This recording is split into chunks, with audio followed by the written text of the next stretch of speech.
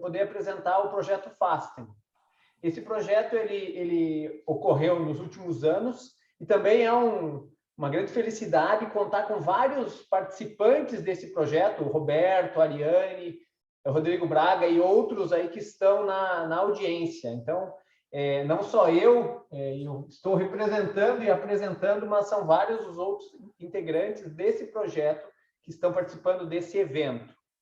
Então, o projeto FASTEM, ele é um acrônimo para Flexible and Autonomous Manufacturing Systems for Custom Designed Products.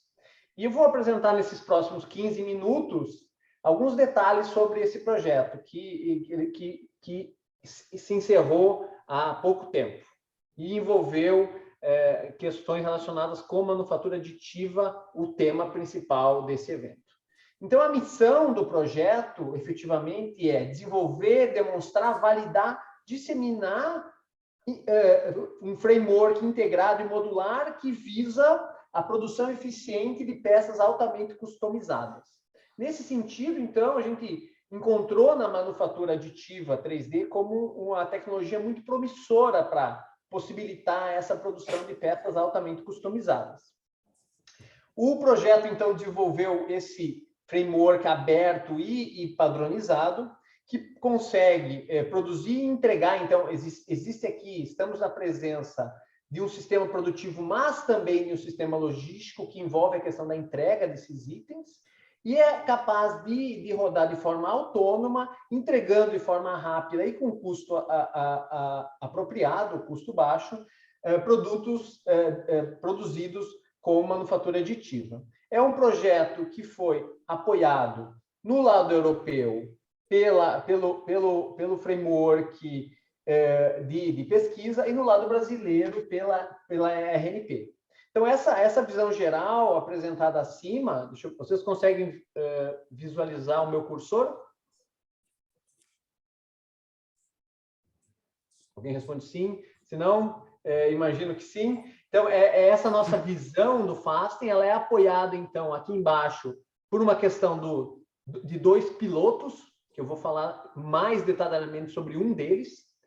E, além disso, os pilares são a questão de um sistema robótico e, combinado com manufatura aditiva, uma plataforma aberta de Internet das Coisas, Internet of Things, e também um sistema que consegue combinar abordagens de predição, simulação e otimização.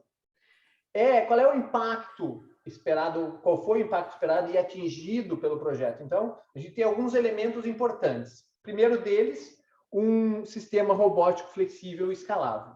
O segundo, a plataforma aberta industrial de IoT para possibilitar a produção desses produtos altamente customizados aqui.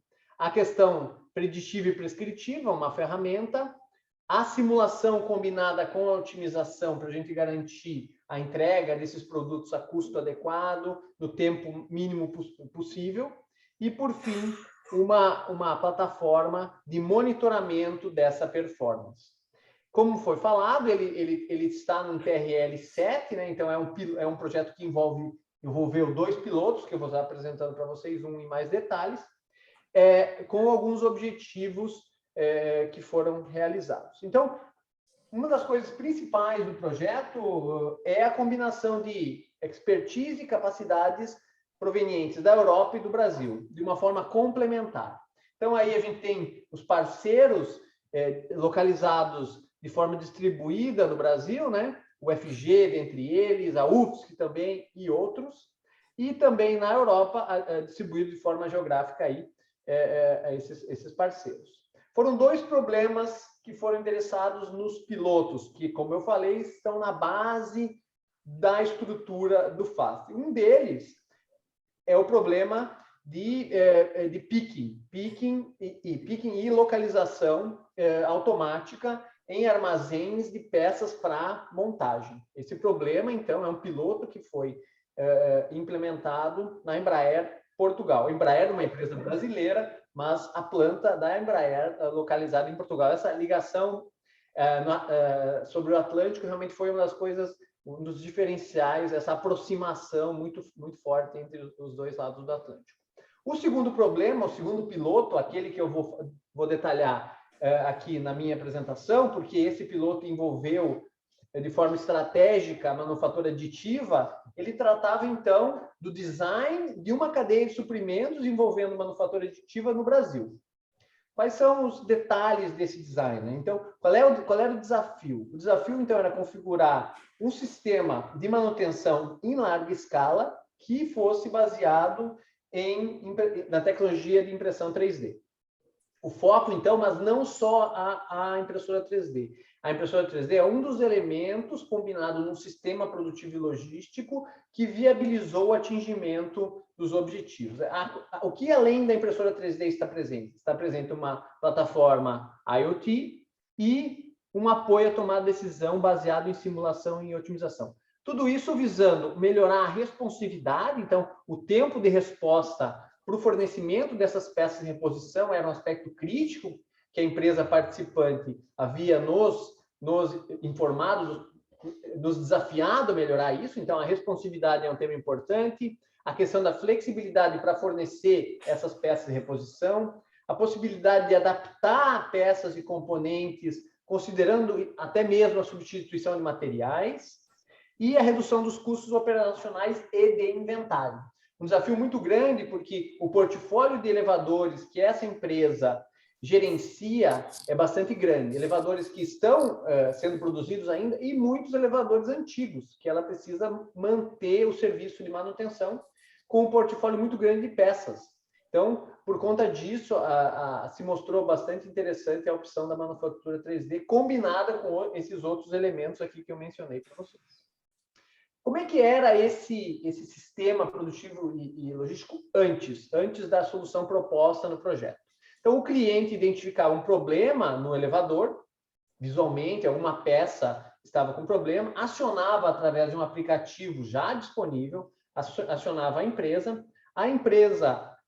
fazia uma visita, identificava o detalhe sobre o problema e, mediante a identificação de que peça precisaria ser reposta nesse elevador, iniciava o processo o fluxo para conseguir ou obter essa peça a partir de um armazém, caso ela já estivesse com estoque disponível, e aí, se já está disponível, já é colocado no transporte enviado até o prestador de serviço que vai fazer essa substituição nesse elevador, ou caso contrário, se fosse necessário ainda produzir essa peça na planta localizada em uma região, uma cidade no sul do país. Você sabe muito bem, o Brasil é bastante extenso territorialmente e isso impõe bastantes desafios em termos de transporte. Além da possibilidade de produzir essa peça de reposição na fábrica da empresa, existe também a possibilidade que seja necessário mobilizar um fornecedor. E esse fornecedor produzir a peça e aí sim enviá-la para o armazém e do armazém da empresa, despachar para o local onde a manutenção é necessária. Então, fechando esse ciclo. Então, essa era a solução presente no início do projeto, como estava a operação dos serviços de manutenção de elevadores da ThyssenKrupp. Então, qual solução foi proposta no projeto, né, para tentar endereçar esses problemas? Como eu falei, não é uma solução, um elemento único, mas um sistema. Por exemplo, a questão, e aqui ganha bastante destaque nesse evento, né, 70% das demandas de peças, elas são únicas. São realmente peças que precisam ser ajustadas a determinada demanda. Então, essa situação de necessidade de peças altamente customizadas leva, de uma forma natural, ao uso dessa alternativa tecnológica de manufatura, que, como o Roberto bem falou, às vezes o pessoal exagera nas possibilidades, nas potencialidades, elas existem, mas a gente precisa estar bastante consciente sobre as limitações também. Mas nesse caso, a gente estava falando de peças que tinham a possibilidade aí de serem realizadas através da manufatura 3D. Outro desafio, a questão de uma falta de informação em tempo real. Todos aqueles que têm experiência industrial, aí, que antes de ser professor eu trabalhava, né? Então, na indústria, o que acontece? Muitas vezes você não tem a visibilidade do que está acontecendo e você fica cego sem apoio para tomar decisões. E essa era uma situação que ocorria. Então, faltava informação em tempo real do que estava acontecendo no back-office sobre onde estava a peça para poder fazer a reposição. Então, a plataforma IoT, Industrial IoT, veio para endereçar esse problema. Um outro problema é a questão dos custos de entrega e o tempo que demorava para entregar. Então, um elevador com uma peça quebrada denigre a imagem de onde esse elevador está instalado. Então, esse é um ponto que levava os clientes a ficar...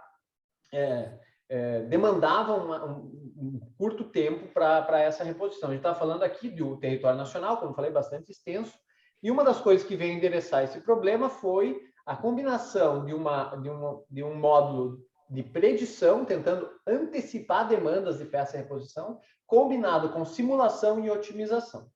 Notadamente, é onde eu trabalhei mais no projeto, digamos assim, onde é mais o meu background veio a contribuir com essa parte aqui, e claro, muitos outros profissionais, sendo que alguns, inclusive, presentes aqui no evento.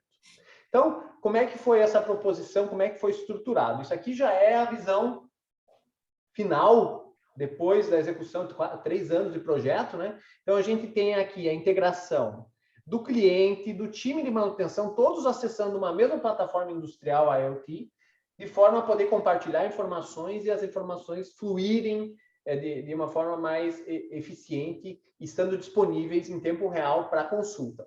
Por exemplo, o gestor de produção, podendo acessar essa informação, e aqui alguns módulos que a gente tem nesse projeto, desde o módulo de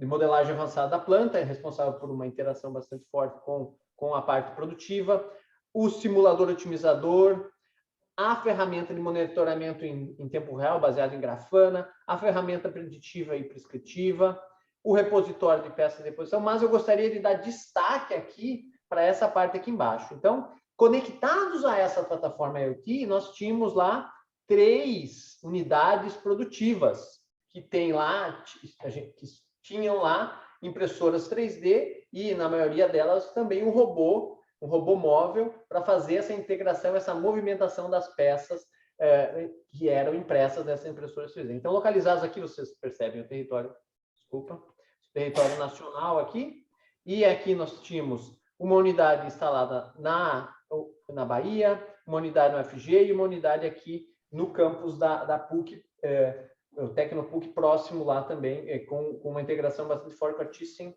que é localizado no Rio Grande do Sul. Então, eu vou falar um pouco sobre cada uma dessas configurações aqui, mas notadamente é a combinação de uma impressora 3D, de um gestor dessa planta, dessa SRAM, né?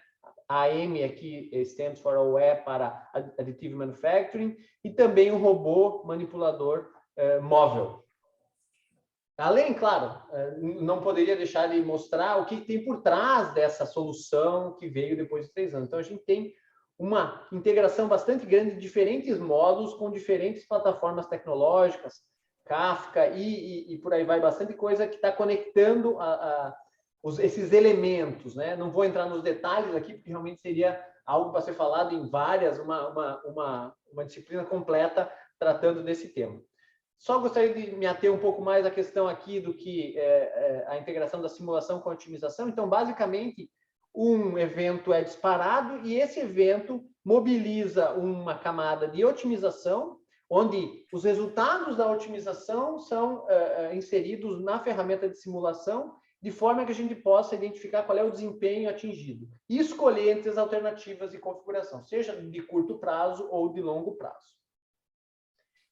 Falando agora da parte física do projeto aqui, a gente está mostrando um screenshot da simulação, mas a gente tem aqui, então, a impressora 3D, um robô móvel que manipula essas peças, e aqui, notadamente, a unidade produtiva instalada na Bahia, a unidade produtiva aí instalada na PUC no Paraná e também em Florianópolis, essa instalação aqui com um robô diferente. Então, muitas possibilidades de combinação entre robótica e manufatura aditiva foram exploradas de forma concreta, e também na UFG, uma impressora 3D instalada aí e também produzindo esses itens, de forma que a gente pudesse distribuir essa produção em todo o país e mostrar, através de um piloto, a viabilidade da solução proposta no projeto.